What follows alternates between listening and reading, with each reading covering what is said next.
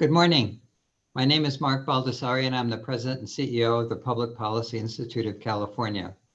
Thank you for joining us today.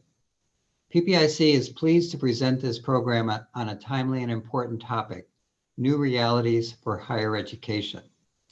This event is part of the annual Sutton Family Speaker Series. I would like to thank Tom and Marilyn Sutton and their family members for making this possible. Before we begin, if you have a question for our speakers, please send an email to the address on the screen, including your name, organization, and question, ppiceventquestions@gmail.com. We've already received a number of questions, and they're good ones, and we hope that you will take the time to send some questions. And I'll try to get as many in as possible in the hour we have today. Today's program comes at a time of unprecedented challenges for the state and the nation. We look to our leaders for their guidance and direction.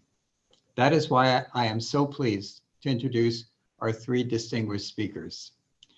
Janet Napolitano has been the president of the University of California since 2013. Eloy Ortiz Oakley has been the chancellor of the California Community Colleges since December 2016. And Tim White has been the chancellor of the California State University System since 2012. Welcome, Janet, Eloy, and Tim.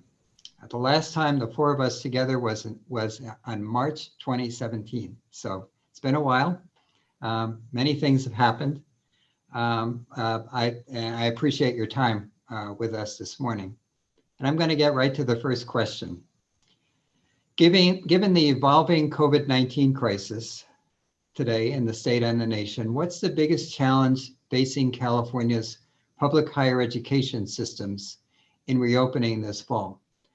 I think I'd like to start with Tim, because Tim was early on decided that Cal State University was going to go online this fall. So Tim, what do you see as the biggest challenge? Well, nice to be with you, Mark, and Janet and Eloy. And I'd be remiss to not thank Janet for her wonderful leadership at the University of California. It's a combination, I think, you asked the word in the singular, what is the biggest challenge, as if there was only one. And it's really a confluence of things right now, right? It's the disease itself. It's the resources to not only mitigate the disease on the health side, but also to accommodate the disease on our campuses in a way with personal protective equipment and distancing and barriers and that entire list of important things. But also what's clearly emerging as one of the biggest challenges is human behavior. And if we cannot get our fellow members of society to recognize that we can't change the biology of this disease, we can only change our behavior about it, we're going to be in a world of hurt going forward. And so to me, those are the confluence of things that really do matter. Thank you. Janet or Eloy? Who wants to go? I'll let my distinguished colleague from the UC go first. Okay. Thanks, Eloy. So I would agree with Tim. It's not just one challenge, it's many.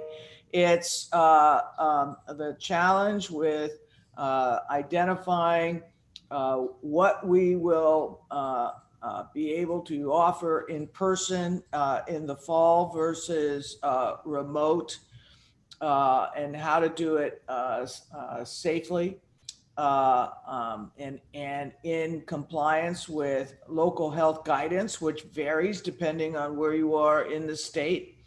It's making sure that in a remote environment, our students are still learning. They're still making progress towards their degrees. They're getting the kind of education that they will need for the future. For us at the University of California, we also run a large health system. So it's running the hospitals and dealing with all of those direct impacts on providing medical care in the midst of a pandemic, and doing the research necessary for us ultimately to provide better therapeutics and the basic research necessary for the development of a vaccine. And so you've got that set of issues. And then obviously we all have resource issues, what with the diminution in revenue for UC at our hospitals and on our campuses this spring. And then with respect to the state budget and the cuts that were involved in the state budget. And so we're going to have to manage our way through that set of issues as well. Thank you. And by the way, while we're having our conversation today, feel free to, if you want to respond to each other, don't just wait for my questions. But I'm going to turn to a question that came in from the audience at this point. Somebody named Dennis from UC Davis said, "Do you think the extraordinary circumstances of adapting to COVID-19 could lead to a broader evaluation of the structure and expectations of higher education?" So in other words, are we looking at a new normal, or are there things that we're doing this fall that we think are going to apply to, the future of higher education? I would hope so.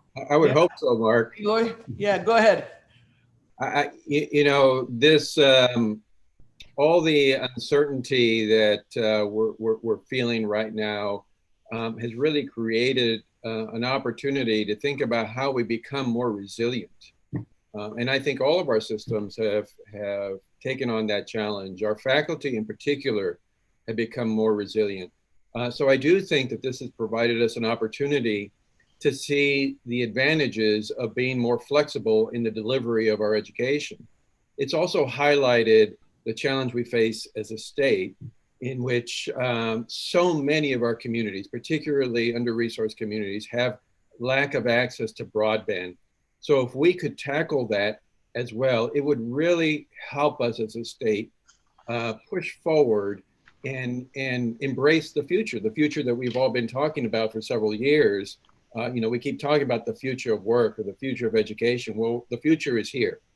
And so I think it's a wonderful opportunity to rethink how we think about the residential higher ed experience, how we think about access to technology, how we engage with students in a deeper way. But it's also exposed the challenges that we face as a state on how to get there. Yeah, let me jump in and agree with Eloy. The state should just adopt a goal of broadband for all. I mean, that would benefit the K-12 grades, community colleges, the four-year universities. It's just it would put California ahead of other states. So it's a very competitive thing to do, as well as an equity thing to do. So I think broadband for all ought to be a goal that arises from this pandemic. And then obviously lessons learned, lots of lessons learned on how to effectively deliver educational content online. Lots of lessons learned with respect to equity issues amongst our students and making sure that all of them have access to the technology they need. Really kudos to the faculty at all three segments who had to transition almost on a dime in March to go from in-person instruction to remote learning. And they did well, but we've spent the summer upping our game, so to speak, so that we're well prepared for the fall. And I'll be brief because I just want to echo both Eloy and Janet's comments. And thank not only the faculty, but the staff and the students who themselves had to make many adaptations as well. I do think we'll be able to harness the good of the technology-infused teaching and learning and abandon the things that don't work as well as Janet said, have lessons learned. But there's also on the business side, it's been really remarkable to see how the normal meetings where we gathered at the central office, which is located in Long Beach, we've been doing all of those by Zoom and saving, quite a bit of resources on travel expenses and hotel expenses and the like. So I think there's some business opportunities of efficiencies and effectiveness that going into this virtual space for the next several months, if not beyond that, is actually going to be good for resetting some of the cost structure of the operational side of the university, let alone the academic side of the university. And finally, I would say that while we focus on the sort of teaching, learning, and the discovery and research aspects, we have to find ways to have vibrant, engaged, meaningful academic support and student support for our students. You know, the campuses have veteran centers and LGBTQ centers and affinity centers around race and ethnicity and majors. If we don't create those in the virtual space as well, I am so worried that our students, particularly first generation students, will not be able to stay with it. And so it's more than just the teaching piece, it's all of the necessary support to help these men and women succeed going forward. Mm-hmm. Thank you. And I want to come back to a lot of these points later, but several of you have mentioned some issues around race and inequities in our society that have surfaced over the last few months. I think the nation is at a point of racial reckoning. I think that has been a major theme of the last few months. And I'd like to hear from each of you how you see the role of higher education in advancing racial equity. Well, I'll jump in first. I mean, I think this is a critical role for us. You know, we as public institutions, we're the most accessible to the majority of Californians. And if you think about it, since in my system, 1 out of every 4 community college students in the nation is a student in the California community colleges, we have a reach throughout the nation. We have a role to model equity. We must model what equity means, what it means to begin to tear down systemic racism, to engage it directly. And I think in all of our 3 systems, we have amazing scholars, faculty, staff who have been engaging in this conversation for quite some time. And it's now our turn to put those voices up front, to make sure that, we give them the microphone so that we can really take this as an opportunity. As ugly as this moment in our history has been, we must make this an opportunity to tear down the systems that we know exist and have held back so many students, particularly Black and African American students. You know, it seems to me that if you look at the confluence of things that are happening now, so the disease itself disproportionately impacts underserved communities from a health point of view. The economic impact of the disease, likewise, disproportionately affects communities that have been underserved. If you think about the racial policing and the racial turmoil that is cutting across America again and again and again and again disproportionately. So one of the overall environmentally, so many folks who come from underserved communities live in communities that are downwind from something that is not good to be downwind from. So when we think about environmental issues, racial policing, education, healthcare, it's all under this issue of justice. And it pleases me to say that at our Board of Trustees meeting coming up this next week on Tuesday, our board will be considering for the first time in 40 years a change in our general education requirement to require every student to have a course in ethnic studies and social justice as part of our commitment to helping increase the awareness around these issues, Mark, that you just raised with us. And and I've been reading about that. What are the discussions have been like? And you've talked to the legislature about ethnic studies also at Cal State. And tell us about what that journey has been like for Cal State. Well, it's been an important journey. We've been actually at this at the university for almost 6 years, and thinking deeply about the breadth and the depth of the content of what we consider to be ethnic studies and social justice. So there are differences of opinion, of course, as there always are, both within the university and outside the university. But after all of that process, we had it as an information item in our last meeting 2 months ago, and it'll be an action item on Tuesday. And we're looking forward to that. Thank you. Janet, would you like to add anything? Well, I think this is such a critical and pivotal time. And this period since the murder of George Floyd has, I think, raised such public awareness and recognition and acknowledgement that structural racism is here. It exists. It is for too long been infecting our country. And now it's time to deal with that infection.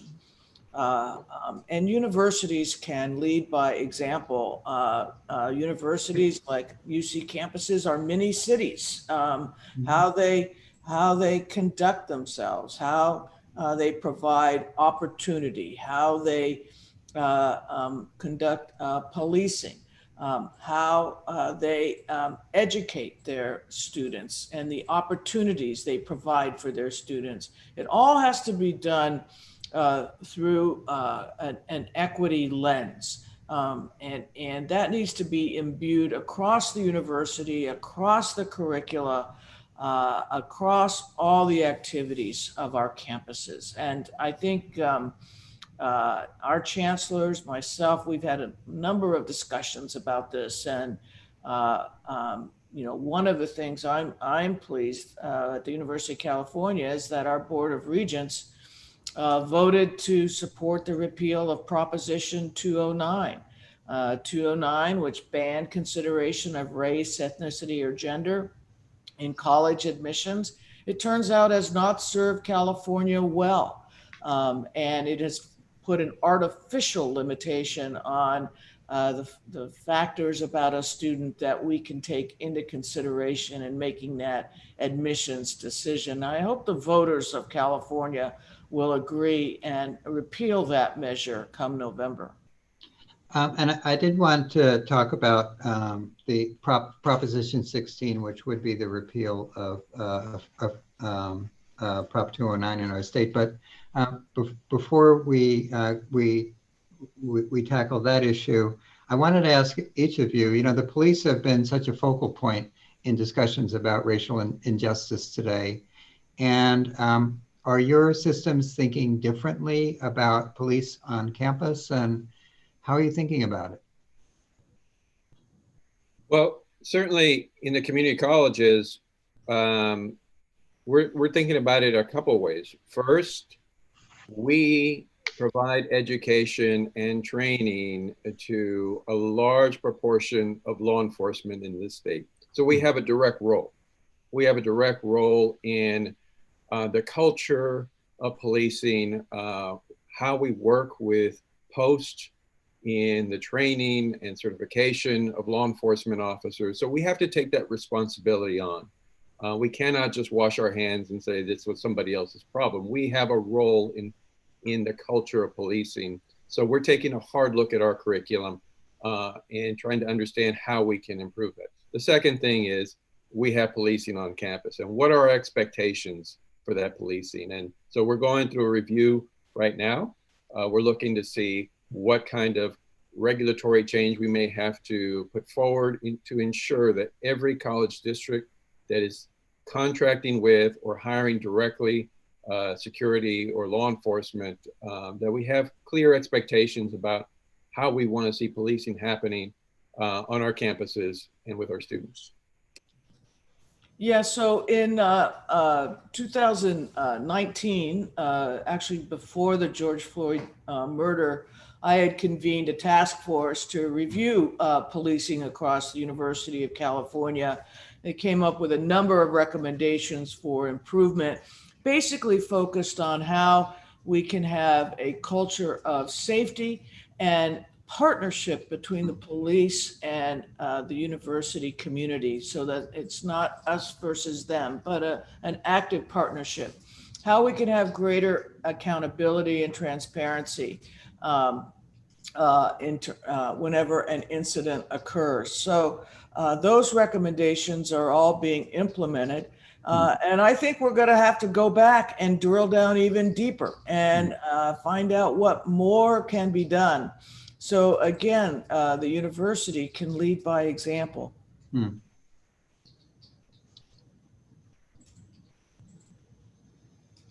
Tim? And for the California State University, I was very proud of our police chiefs right after the George Floyd murder, where they came forward and unanimously agreed that the carotid artery control, the so-called chokehold, which was actually allowable in our rarely, if ever, used at Cal State, but that they will no longer allow that as a technique, and they will no longer allow training for that as a technique. And secondly, a commitment to the what we call the Obama policing doctrine, which came out during President Obama's time, which really asks our police to think more deeply about sort of the community policing, the de-escalating, the mental health aspects, the partnership of shared responsibility for law enforcement, et cetera. Several years ago, we went through some training of our law enforcement officers across this 23 campus system on de-escalation and recognizing when there was a mental illness or mental behaviors that weren't really a police matter, but required a little bit more patience and a little more time to de-escalate. And that's been very effective. But as Janet says, it's time to double down and continue that progress. But I'm very proud of our law enforcement folks. They themselves came forward and said, you know, we want to do even better. Thank you. And finally, I would say in our criminal justice programs across the system, this is an opportunity this fall for revisions of that curriculum and the sort of content that goes into these courses. So these criminal justice students, as they leave and enter into the profession, have a much broader perspective and understanding of the issues of equity and implicit and explicit bias. Thank you. Well, I was going to ask next about affirmative action, and actually one of our members of our audience also asked a question, so I'll ask their question. Can you share your thoughts on the likelihood of California voters removing our current ban on affirmative action in higher education admissions? That sounds like it's for me, the pollster of PPIC, and we don't know. We haven't done that polling yet. But the next question, which I think is related to a broader question I have, was about, do you think it's possible that UC's positive freshman admission outcomes will convey to some that the need for affirmative action is not as urgent as it once was? I have a broader question that is, partly taken in this question, and that is, what will it mean for your systems, which haven't had affirmative action programs for more than 25 years, if they're reinstituted? And what would those programs look like in 2021 and going forward? It's been so long in California since we've seen it. Well, Mark, let me, I'll jump in first. At the University of California, we look at 14 different factors in evaluating a student for admission. We want to see the whole student. We want to be able to evaluate what the student can contribute to the university community. We want to have some sense of the student's ability to succeed at a University of California campus. The only thing we can't consider is the race, ethnicity, or gender of the student. Well, that's pretty central to the student's identity. And that's what I mean when I say the ban on being able to even consider it is such an artificial limitation. So at the outset, I could see it added as yet another factor that we can take into account in evaluating a student for admission. Mark, so I'll echo Janet's comments, but add one more. We at the California State University committed some years ago to work day and night and relentlessly to eliminate the equity gap among our students. the difference in graduation rates between those who are coming from an underserved community versus those who are not. And in order to make progress on that, and we are making progress on our graduation rates across the board, is with the hopeful rescission of Prop 209 by the voters of California in November, we will then be able to create retention programs and scholarship programs that are specifically targeted to our underserved communities. And today we can't do that because of Prop 209. And so I think on the retention and getting students who to the degree will open up a huge opportunity that will only serve California well in the future. So it's, in addition to admissions, it's what we can do with them once we have them admitted. Indeed. And I would just add, while the community colleges don't have the admissions concerns because we're open access, we serve the top 100% of Californians.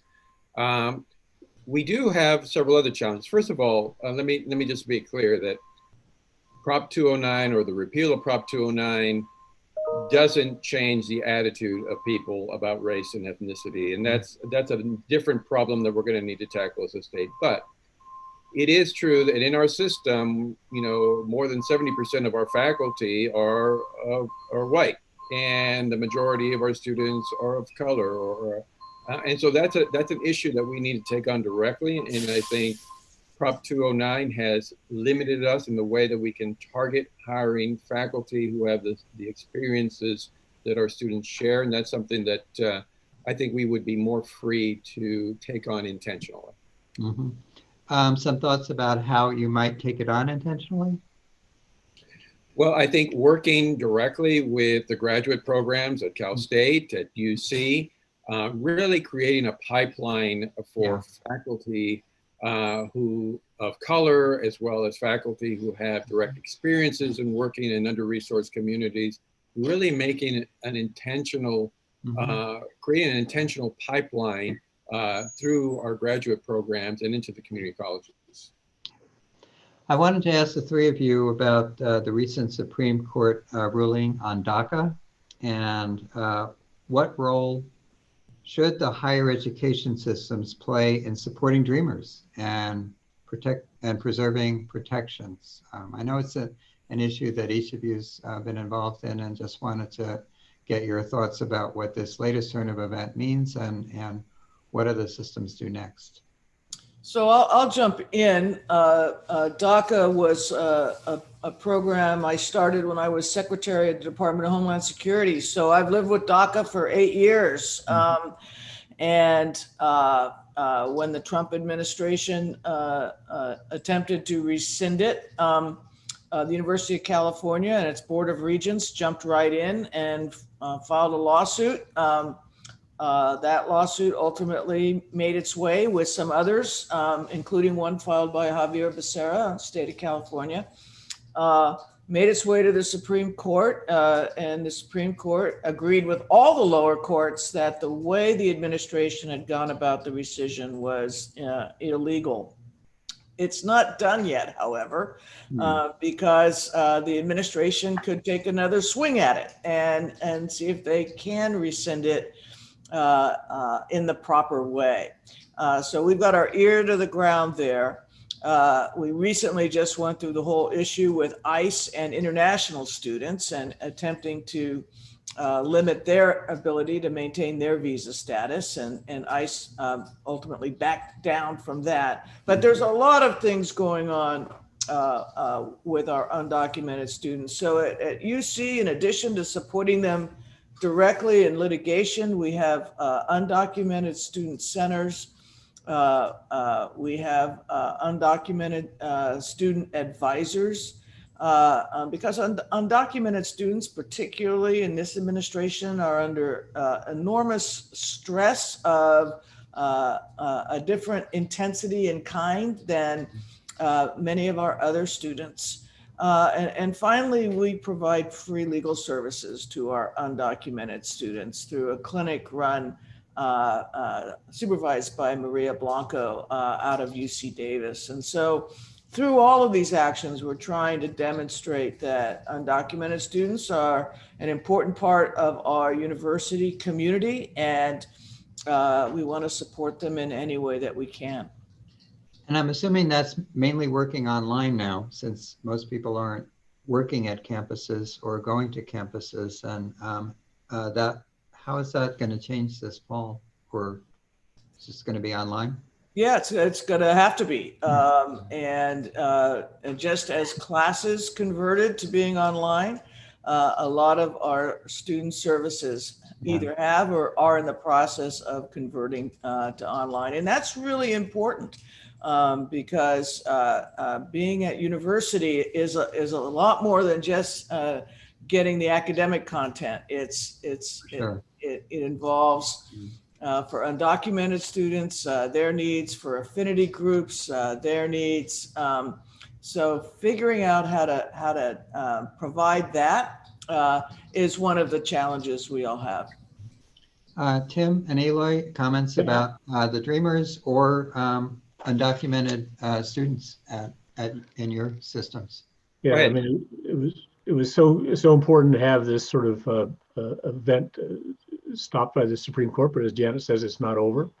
And so we too were part of lawsuits. We were with the Attorney General's lawsuit as a state university. We didn't file our own independent one. And likewise have supported our students. When the CARES Act came around, it provided federal money to help support domestic students who had COVID-19 induced unexpected expenses. We added to that with our own resources so we could give similar help to our undocumented students as well as our international students, because all students matter to all of us. Inclusivity matters.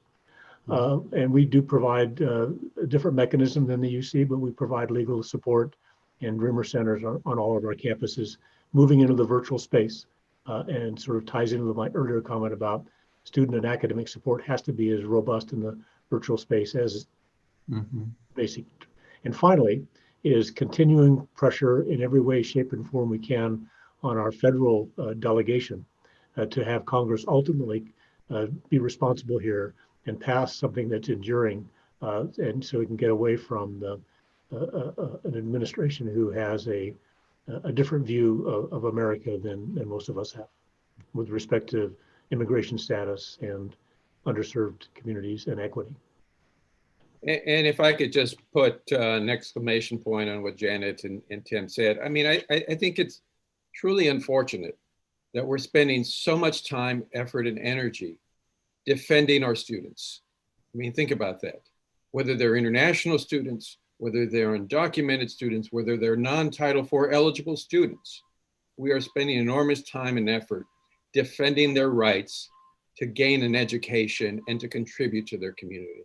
You know, I think, you know, this is something we're going to have to find a way to reverse. I get that there are policy arguments to be had, but the environment that we're creating on college and university campuses for students is not healthy for any of us. Thank you. I want to come back to online learning, since it's going to be such an important element of what we're doing in the higher education systems in the fall. There was a question that came in earlier from a professor at San Francisco State University, but it applies to all of you, I'm sure. The question was, during the spring semester, once we went to distance learning, I lost some of my low-income students who did not have a laptop or adequate Wi-Fi, often worked off their phones using their expensive phone data, did not have a quiet, peaceful place to attend class online, and could not adequately view, engage with, or submit materials online. How can we help low-income students to not experience the same lack of access in the fall semester?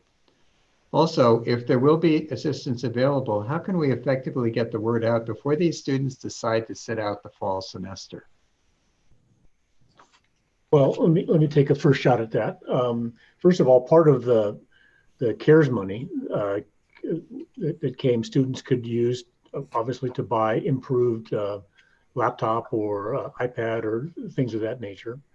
We issued literally thousands of laptops and iPads, MiFis, to try and help the students who lived in areas with poor broadband, et cetera, to be able to access that. almost every one of our campuses created hotspots in their parking lots and then provided security. So somebody whose living arrangement, or either because of a not a good environment conducive to learning and or the broadband issues, could actually get back to campus in a safe environment, granted in your car, socially distanced vehicles, if you will, but able to access and do their work. And we're committed to doing that. And so the campuses have been doing lots and lots of outreach and investments in that way. But, when I look at the CSU, we went through a process, created sort of for each campus to, in combination of conversations with their Senate and their students and their union leaders and the like. So all the stakeholders' voices were here, is to come back with plans to have the only courses on campus that would be in person would be those that you absolutely cannot do in the virtual space. And as we're looking at the data today, so they've come back and there's been a review process and an approval process for courses, for dining and housing facilities, and intercollegiate athletics. And as we look at the fall, right now at the CSU, on average, we're going to have a little less than 7% of the courses that we had in the fall of 2019. We'll have 6.6% of those courses on campus in the fall of 20.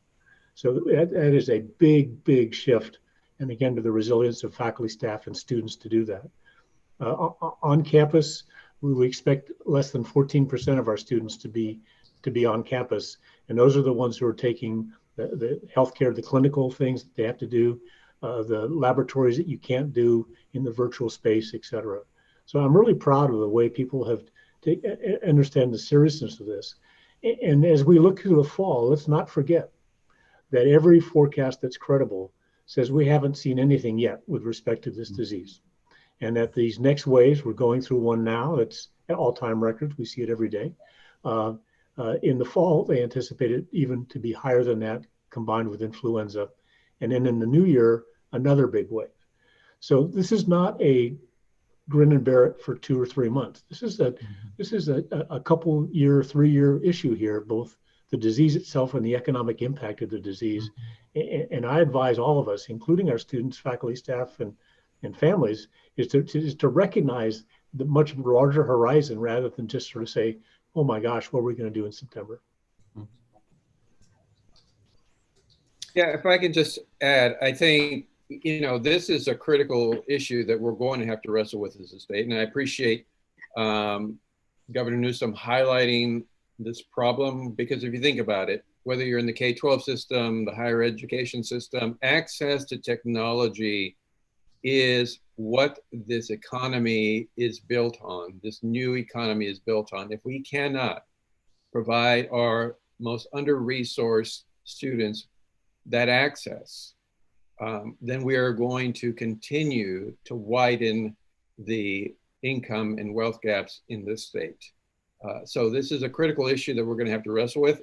I think what Tim said, we've all been doing, which is trying to provide as much support to students as possible, but that can't be the answer. The answer has to be a comprehensive look at how we deal with the technology gap in the state. Broadband for all, that's what I say. And Janet, are the UC campuses better prepared for providing access and to Wi-Fi today than they were last year? So we've been doing the things that Cal State has been doing in terms of providing technology to students who don't have it, providing hotspots for students to get access. It really has to be a very kind of aggressive outreach program. And we also need to be, as we start the academic year, thinking about how online we provide students who need it with additional academic support so that they can continue to succeed at the university. So all of those things are in motion and in play.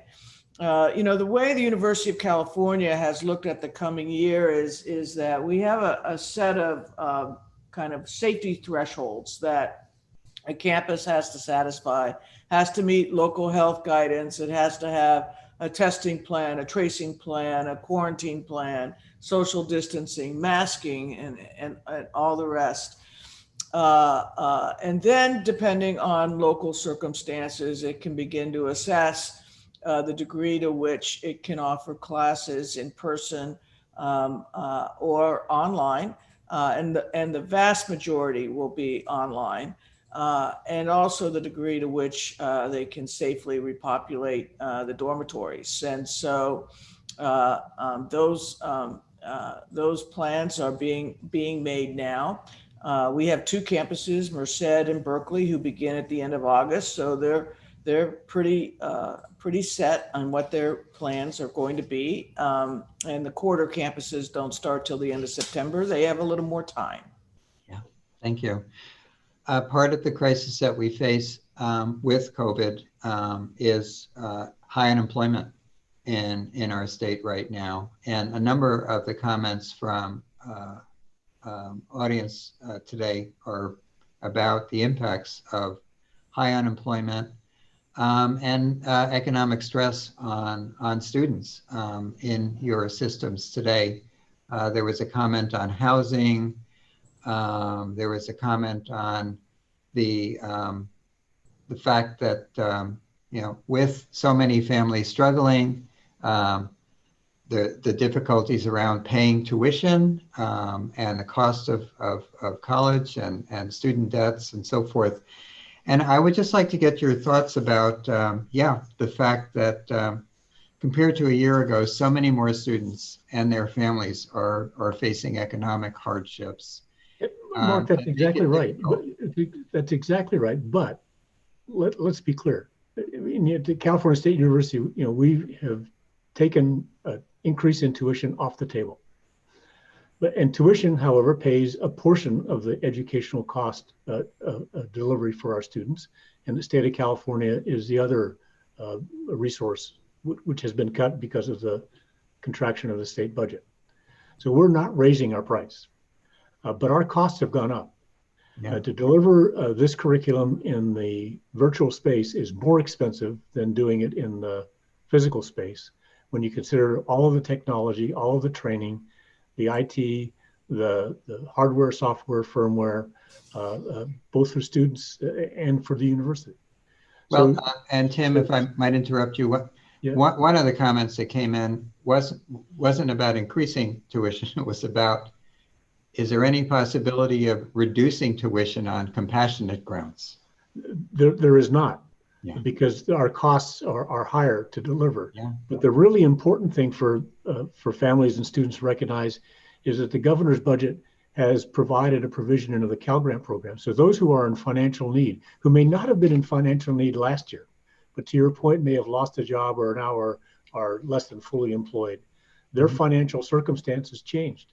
Recalculate their financial aid package, and between Pell Grants for those who are eligible for federal support and Cal Grants and our own state university grant, there are no low-income students who are going to have to pay tuition or fees in the fall. So I really encourage people to not let this idea that they've lost family income or personal income get in the way. Go to the financial aid offices, get it recalculated, and you'll get the support you need to stay in school, which is at the end of the day, having that degree will insulate you throughout your life with respect to unemployment. Even today, those with a bachelor's degree, their rate of unemployment is 1/2 of those who do not have a bachelor's degree. And that has been the case over time. And so don't stop, lean in, get the financial aid you need, and get your degree. It's different, but you got to do it. Yeah, I want to hop in here and totally agree with Tim, and just remind folks that at the University of California, if you come from a family whose income is less than $80,000, you pay no tuition at the university. That's almost 60% of our California undergraduates pay no tuition. But nonetheless, family circumstances may have changed during the pandemic, during the economic downturn.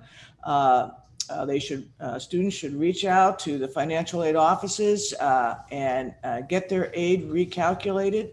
And I totally agree with Tim. This is a time to keep at it, stay in school, keep making progress towards your degree.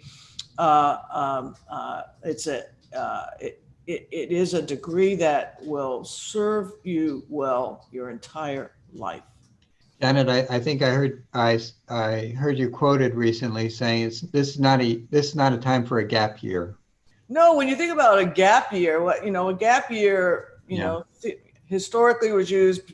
Kids were traveling, or they had a fancy internship or something like that lined up, and that's not available in the current climate. And so, what are you going to do? Stay home and bother your parents? I mean, it's you got to keep taking classes. The educational delivery is there. The content is there. You can make progress towards your degree. And Eloy, I would imagine, your system, over 2 million students, lots and lots of families and students struggling. And right. What are we going to do to help them attend school? And are there programs that are being developed that might be related to retraining and finding a different job when this is over? Well, two things quickly. One is a reminder that before the pandemic, our students already were experiencing the highest levels of food insecurity, the highest levels of housing insecurity. These are the populations and the demographics of Californians that have been hit hardest by the public health crisis, the subsequent economic crisis, and the social unrest. So we have a lot to do in these communities to give them the opportunity to succeed, because tuition is not the only cost of attending college. Mm-hmm. Second, there's an entire population of adult workers whose lives have been turned upside down. They were already suffering from the last recession, the changes in the workforce and the economy, and now, once again, they're unemployed or underemployed, and many of the jobs that they were in are not coming back. We have to double our efforts to improve our ability to reskill and upskill more Californians, particularly right now. And there was a comment also from a professor at Cal State, California State University, Sacramento, about the fact that will there be a shift to online instruction and revitalized focus that will provide a path going forward to those who face unemployment now and probably not good prospects in terms of going back to the work that they had. And I will just ask not only Eloy, but Tim and Janet for remarks on that in terms of your systems. So as I pointed out, from my point of view, this has to be one of our #1 priorities as a state. I mean, yes, we need to continue to adapt to the current pipeline, the traditional pipeline of students, but we have millions and millions of Californians who have very few prospects of employment in this current economy. So we have got to find a way to invest in the upskilling of Californians, link them with employers. And this is already happening across the nation. If you look at employers like Amazon, like Google, like large employers, they're already investing in reskilling their own employees, Walmart, for example. But we have to take this on as state policy and do more to engage with the adult workers in our state. And thinking more broadly than just your systems, Janet and Tim, do you have any comments about that, the role of education for economic mobility? Well, from economic mobility, I mean, let's get in before the pandemic, when people have analyzed where students at the Cal State universities were before they entered the university and where they were, 5 or 10 years after they graduated, the economic ascent for the CSUs leads the nation. Cal State Los Angeles has been #1 year in and year out of that so-called economic ascent.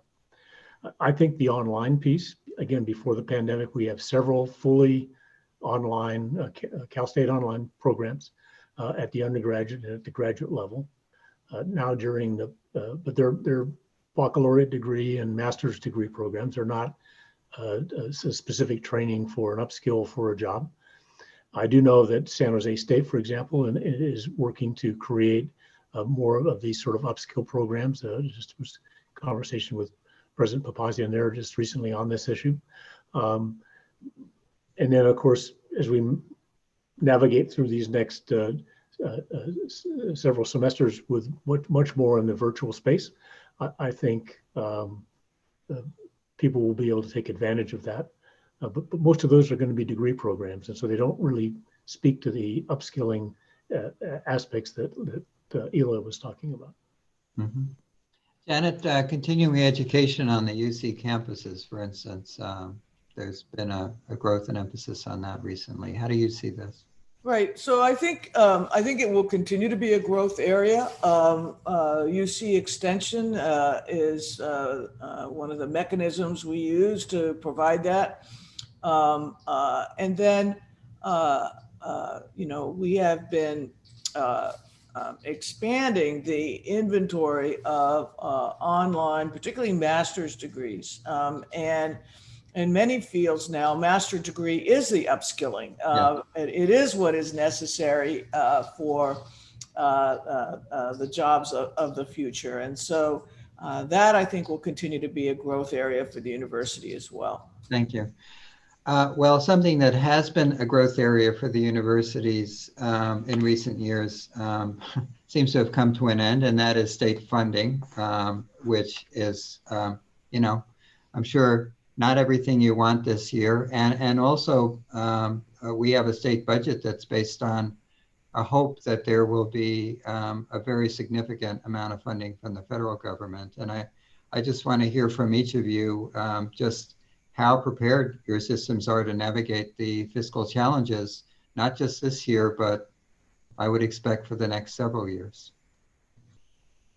Yeah, so we look at this as a multi-year problem, and the way they did the budget this year for higher ed was it was a little weird. We took a cut around 8%. But then the cut can be restored if by October 15th, I think is the day, federal money comes to the state. So it's a little bit of budgetary limbo. We are planning based on the 8%. We're not, if the federal trigger is met, that's great. So we have hiring freeze, we have frozen salaries. The chancellors and I took a 10% salary reduction, all done to kind of contain costs. And then we've recently ourselves been in the bond market. And the bond market is a very good market right now. In order to generate more revenue that can be used and to cushion, in a way, the cuts, so that the even as we work to contain costs and the like, that the ultimate kind of bones of the university, and the academic integrity of the university is retained. Mm-hmm. Well, we are likewise cutting costs with hiring chill, if not a freeze, and travel restrictions on state money, initially for health reasons and now for financial reasons. We got the same size cut as the University of California proportionally. But one of the things that we, in addition to lowering costs where we can, the energy costs, for example, also on campuses have gone down because there's, we're working more in the virtual space, so there's some savings there as well. The CARES Act money that came to us, half of it went to our students, as we were talking about earlier, and the other half have come to the campuses. Now that's one-time money, but it's been helpful to help bridge the cut that the state of California found necessary to do. I will say that one of the things that we did strategically at the university during my time as chancellor was to grow our reserves. And as some know, we were criticized last summer for having that reserve for the rainy day. Well, those same folks that were critical then now are benefiting by the fact that we're now being able to use our reserve to help soften the cut that is in our state budget of about $300 million. And we're using all these techniques, but at the end of the day, if the federal money doesn't come, that's a permanent cut. And if the federal money does come, it's still a permanent cut. And the federal money would be a one-time Band-Aid, if you will, for a permanent reduction in our ongoing recurring budget. And that cannot be lost on the people of California, let alone our employees or students. Thank you. What are the well, fiscal challenges? Just quickly, Mark, you know, there are huge fiscal challenges in our system. While we didn't receive a direct cut, the cut was pushed off into future years through deferring around $1 billion of revenue. You know, it's a difficult way to push forward. I think two things have to happen. We need to reconsider our revenue system in California. And two, we've got to find more ways to bend the cost curve in higher education, because we're not going to provide the access we need in the direction that we're going. Yeah.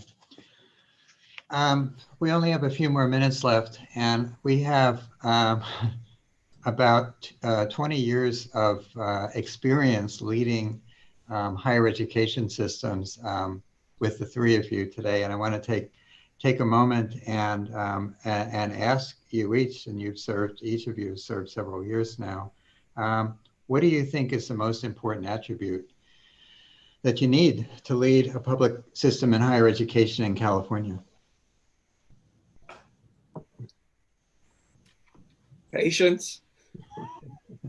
I think a very clear set of what is the value that your university holds as the North Star.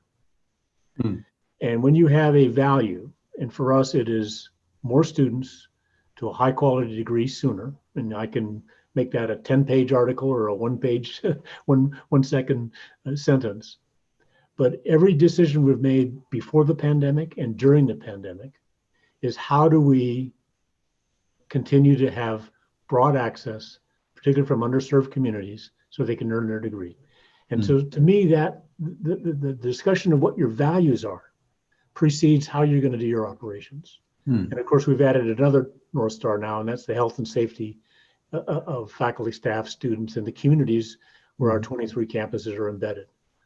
To me, that's the most important attribute, is to stick to your values in good times and bad times. Janet? I would say a university leader needs to have a good board. Eloy?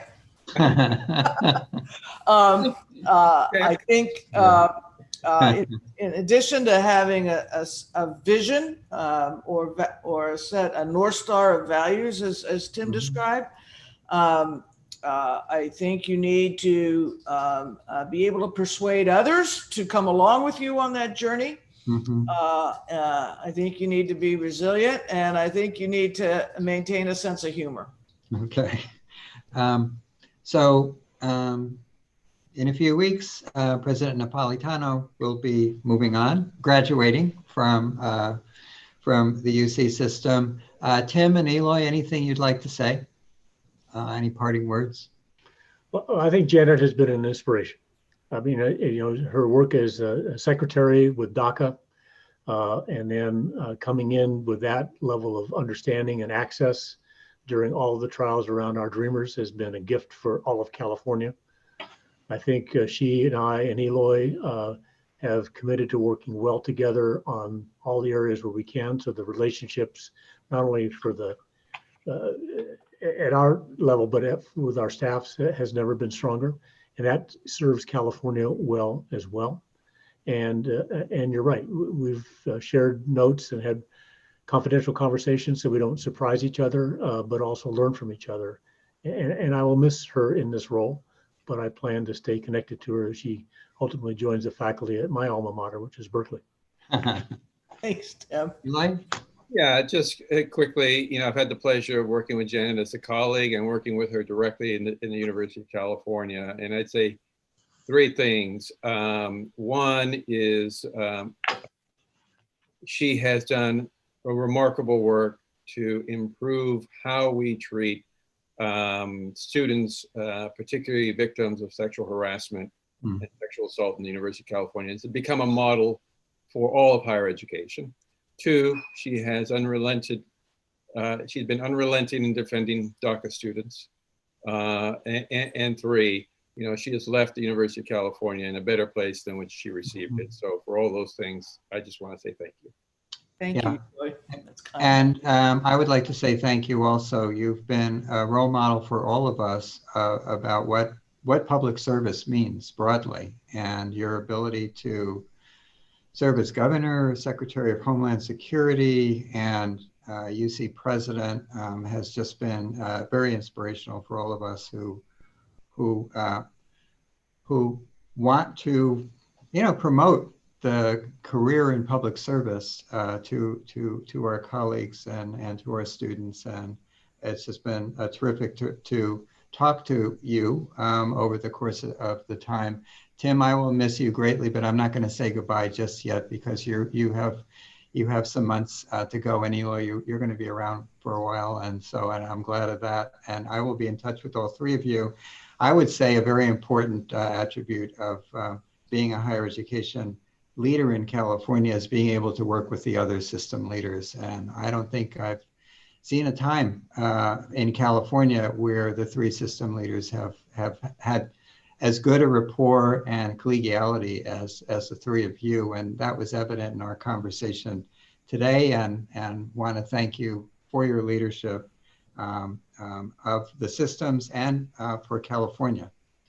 I'd like to thank Janet, Eloy, and Tim for joining us today. I'd like to thank the Sutton family for sponsoring today's event, and for all of you who were online today for joining us. If you were pre-registered for this event later today, you will be receiving a brief survey, and we hope that you will let us know how you did. Please be safe and have a good afternoon. Thank you.